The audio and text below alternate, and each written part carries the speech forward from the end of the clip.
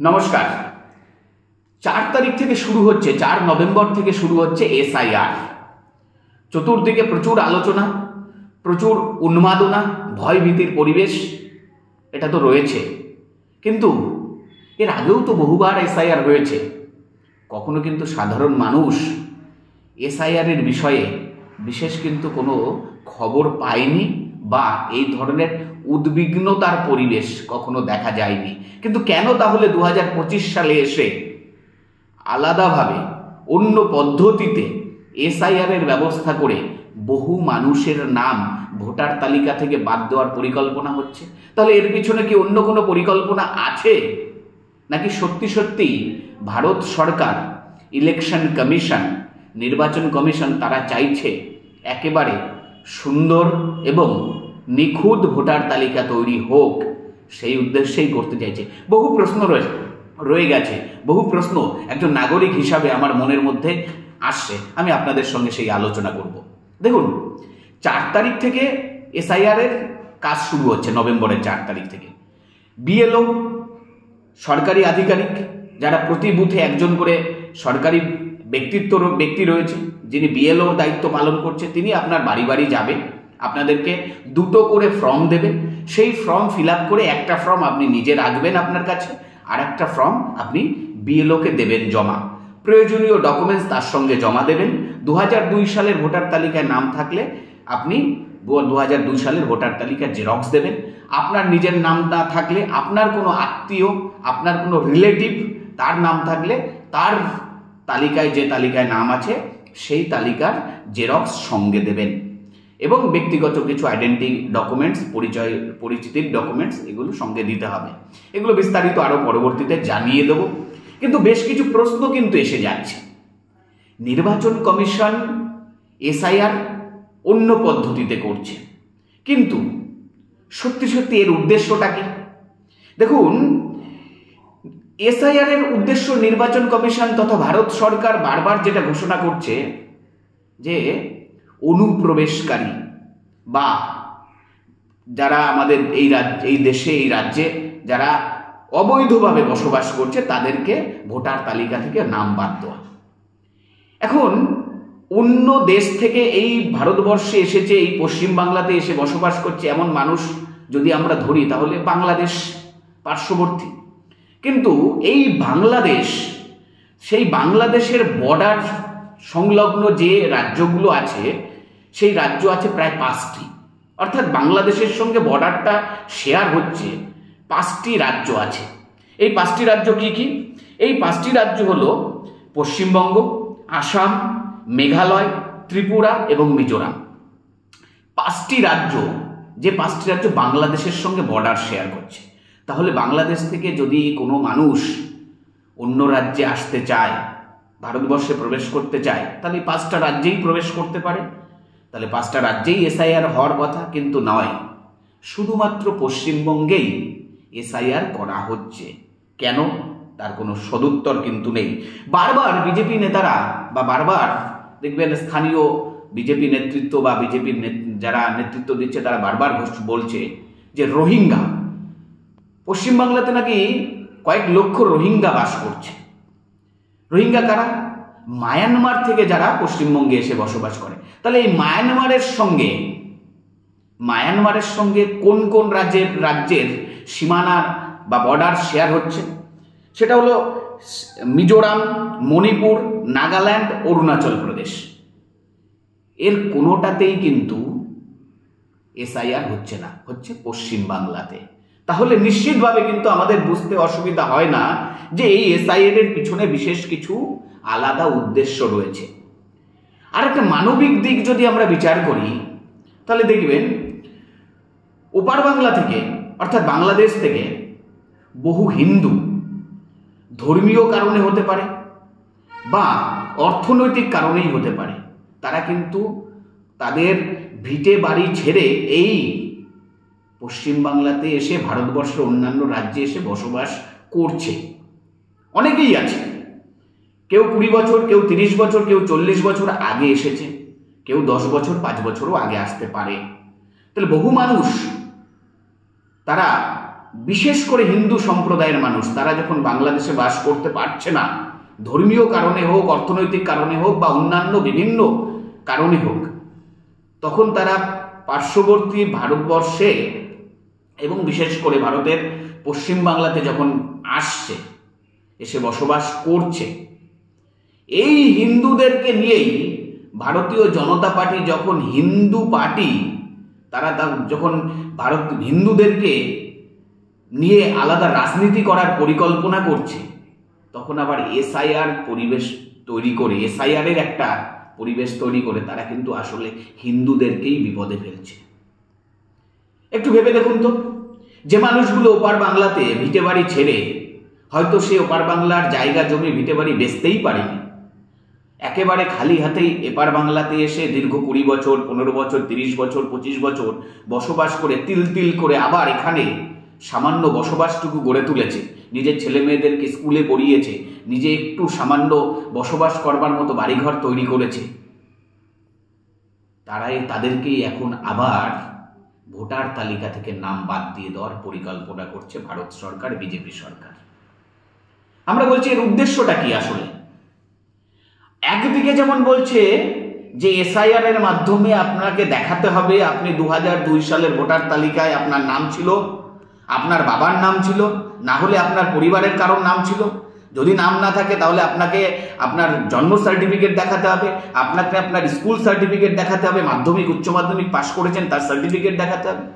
সাধারণ মানুষ যারা দিন আনে দিন খায়, যারা প্রতিনিয়ত পরিশ্রমের মধ্য দিয়ে নিজের সন্তান সন্ততিকে বড় করার স্বপ্ন দেখে, যাদের বসবাসটুকু হয়তো ঠিকঠাক নেই, তাদের কাছে কাগজের গুরুত্ব কতখানি? তারা সত্যিই কি কাগজটাকে ঠিক করে রাখতে পেরেছে? তাদের প্রত্যেকের কাগজ কি ঠিক আছে? একটা সরকার তো শুধু বড় লোক মানুষের জন্য ভাবার জন্য নয়, একটা সরকার তারা তো গরিব মানুষের পরিপন্থী হতে হয়। কিন্তু সত্যিই কি এই ভারত সরকার, এই মোদী সরকার আমরা গরিব মানুষের পরিপন্থী দেখতে পাচ্ছি? একটার পর একটা সিদ্ধান্ত, মানুষকে বোকা বানানোর সিদ্ধান্ত। কোথায় গেল সেই অ্যাকাউন্টে 15 লক্ষ টাকা? কোথায় গেল বিদেশ থেকে আনবো কালো টাকা ফিরিয়ে এনে মানুষকে প্রতিটি নাগরিকের অ্যাকাউন্টে 15 লক্ষ করে টাকা দেওয়ার কথা?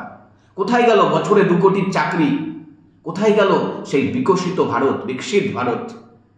সেগুলো সব ভুলিয়ে দিয়ে এখন মানুষকে এসআইআর এর যন্ত্রণায় ফেলে দিতে চাইছে। আমরা বলছি একদিকে যেমন ভারতীয় জনতা পার্টির সরকার, বিজেপির সরকার এসআইআর এর নাম করে মানুষকে বিপদে ফেলার, মানুষের ভোটার তালিকা থেকে নাম বাদ দিয়ে দেওয়ার পরিকল্পনা করছে। বিশেষ করে হিন্দু সম্প্রদায়ের ওপার বাংলা থেকে আসা মানুষজন, উদ্বাস্তু মানুষজন যারা এই বাংলাতে বসবাস করছে, তাদের নাম যেমন ভোটার তালিকা থেকে কেটে দেওয়ার পরিকল্পনা করেছে, আবার সেই বিজেপি পার্টি বলছে যে সিএএ তে আবেদন করুন, আপনাদেরকে নাগরিকত্ব দেওয়া হবে। আমরা বুঝতে পারছি না, এই সরকার সিএএ আইন করছে, সিএএ আইন করছে, আবার বলছে সিএএ আইনের মাধ্যমে 2024 সালের 31শে ডিসেম্বর পর্যন্ত যে মানুষগুলো ওপার বাংলা থেকে, যে হিন্দুরা এসেছে এই রাজ্যে, এই দেশে, তাদের নাগরিকত্ব দেওয়া হবে। আমরা বলছি নাগরিকত্ব দেওয়া যদি হবে তাহলে আবার নাম কেটে কেন দেওয়া হবে? এ কেমন একটু ঘোরালো পেঁচানো মনে হচ্ছে না আপনাদের?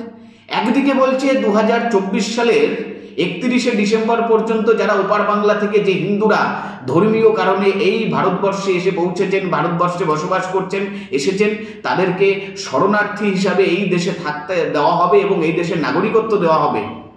আবার তাদেরই মধ্যে যে হিন্দু সম্প্রদায়ের মানুষজন যাদের নাম ভোটার তালিকায় রয়েছে, তাদের নাম আবার কেটে দেওয়ার পরিকল্পনা করছে। আমরা বলছি কেন দরকার আলাদাভাবে সিএএ? আপনার যদি কোনো নাগরিক ওপার বাংলা থেকে এসেছে ধর্মীয় অত্যাচারে, তাহলে তার নামটা ভোটার তালিকায় থাকলে কেন তার নামটা আবার কেটে দিয়ে তাকে সিএএ তে আবেদন করতে দিতে হবে? আবার সিএএ তে আবেদন করার পর কত বছর পরে আপনি আপনার নাগরিকত্ব দেবেন? এই সময়কালের মধ্যে তার কি হবে? আপনি ভোটার তালিকা থেকে হিন্দু সম্প্রদায়ের নাম কেটে দেবেন, আপনি ভোটার তালিকা থেকে ওপার বাংলা থেকে আসা মানুষজনের নাম কেটে দেবেন। কেটে দেওয়ার পর সেই মানুষজনকে বলবেন আপনারা যে সিএএ তে আবেদন করুন, আমরা তো বলতে চাইছি বারবার যে নির্বাচন কমিশন বলুক যে সিএতে আবেদন করলে আপনাদের নাগরিকত্ব দেওয়া হবে। নির্বাচন কমিশন কখনো খোলাসা করে বলছে না। নির্বাচন কমিশনের কাছে প্রশ্ন করলে নির্বাচন কমিশন বলছে না, এ বিষয়ে আমাদের কোনো তথ্য নেই। তাহলে একদিকে সরকার, নির্বাচন কমিশন তারা বলছে যে না, সিএতে আবেদন করলেই তাদেরকে নাগরিকত্ব দেওয়া হবে, এ বিষয়ে আমাদের কাছে সঠিক তথ্য নেই। আবার বিজেপি নেতারা বলছে যে সিএতে আবেদন করুন, আপনার নাম কেটে গেলেও আপনাকে আবার নাগরিকত্ব দেওয়া হবে। আমরা বলছি নাগরিকত্ব দেওয়া হবে যদি 2 বছর সময় লাগে, 3 বছর সময় লাগে, 4 বছর, 5 বছর সময় লাগে। এই সময়কালের মধ্যে তার বাড়ির ছেলে মেয়েরা পড়াশুনো করছে, তাদের চাকরি বাকরি কি হবে, তার ভোটাধিকারের অধিকার থাকবে কিনা, তার ব্যাংকে অ্যাকাউন্ট থাকলে সেই টাকা সে তুলতে পারবে কিনা, তার পোস্ট অফিসে অ্যাকাউন্ট থাকলে সেই টাকা সে তুলতে পারবে কিনা, কিছুই পরিষ্কার করে বলছেন না। অথচ মানুষের নাম তালিকা থেকে বাদ দিয়ে দেওয়ার পরিকল্পনা সুন্দরভাবে করেছেন। একটা সরকার, শাসক আসবে শাসক যাবে, একটা সরকার এসেছে মানুষের নির্বাচনের মধ্য দিয়ে। আবার মানুষ চাইলে পরিবর্তন করবে, আবার মানুষ চাইলে সরকার গঠন করবে। সরকার আসবে যাবে। যে মানুষটা 2002 সাল আপনি নির্ধারণ করে দিলেন, যে মানুষটা 2002 সালের পরে ভোটার তালিকায় নাম উঠেছে, 2002 সালের পর থেকে এ পর্যন্ত 2025 সাল পর্যন্ত কতগুলো নির্বাচন সংগঠিত হয়েছে, লোকসভা নির্বাচন, বিধানসভা নির্বাচন, পঞ্চায়েত নির্বাচন, পৌরসভা নির্বাচন, কতগুলো নির্বাচন সংগঠিত হয়েছে। যে মানুষটা প্রতিটা নির্বাচনে ভোট দান করেছে, দেশের সরকার গঠনে, রাজ্যের সরকার গঠনে, স্থানীয় সরকার গঠনে যার ভূমিকা রয়েছে, তার নাম আজকে আপনি কেটে দিতে চাইছেন। প্রশ্ন, সঠিক উত্তর কেউ দিতে পারছে না, না সরকার না নির্বাচন কমিশন। শুধু বলছে ফর্ম ফিল আপ করুন, জমা দিন। আরে ফর্ম ফিল আপ তো 2014 সালের পর থেকে করতেই আছে। কখনো আধার কার্ডের ফর্ম ফিল আপ, কখনো ভোটার কার্ডের, আধার কার্ডের সঙ্গে ভোটার কার্ডকে সংযুক্ত করুন, কখনো আধার কার্ডের সঙ্গে ব্যাংকের বই সংযুক্তিকরণ, কখনো আধার কার্ডের সঙ্গে আপনার প্যান কার্ডের সংযুক্তিকরণ, কখনো আপনি জিএসটির নামে মানুষকে লাইনে দাঁড় করাচ্ছেন, কখনো নোটবন্দির নামে মানুষকে লাইনে দাঁড় করাচ্ছেন, কখনো রেশন কার্ডের নামে মানুষকে লাইনে দাঁড় করাচ্ছেন। একটার পর একটা মানুষকে বিভ্রান্ত করবার জন্য, মানুষকে ব্যতিব্যস্ত করবার জন্য আপনি চাপিয়ে দিচ্ছেন। আমরা বলতে চাইছি এসআইআর এর ফর্ম ফিল আপ তো করবে সবাই, আমরাও করব, কিন্তু সাধারণ মানুষের কাছে আমাদের আবেদন যে আপনারা খেয়াল রাখবেন এই এসআইআর আবহাওয়া, এই পরিবেশে কোন মানুষগুলো আপনাদের পাশে থাকছে, কারা আপনাদের পিছনে আপনাদেরকে নিয়ে সমালোচনা করছে, কারা আপনার নামটা বাদ দিয়ে দিতে চাইছে, কোন মানুষটা এই বিপদের সময় আপনার পাশে থাকলো, আপনার নাগরিকত্ব হারিয়ে যেতে বসেছে, এই নাগরিকত্ব বজায় রাখার জন্য কারা আপনার পাশে থাকলো, সেটা কিন্তু আপনাকে পুঙ্খানুপুঙ্খ প্রত্যেকটা নাগরিককে কিন্তু খেয়াল রাখতে হবে। বহু রাজনৈতিক দল আছে, বহু রাজনৈতিক দলের আপনার এলাকায় নেতা আছে, নেতৃত্ব আছে। আপনার এই বিপদের সময় কারা আপনার পাশে থাকছে সেটা আপনাকে খেয়াল রাখতে হবে। আরো অনেক প্রশ্ন আছে, একটা ভিডিওতে সবটা কভার করা সম্ভব নয়। আগামী দিনে আরো নতুন ভিডিও নিয়ে আসবো, আর এসআইআর এর ফর্ম ফিল আপ কিভাবে করবেন তারও সম্পূর্ণ ভিডিও আপনাদের জন্য দেব। আজকের মতো ধন্যবাদ।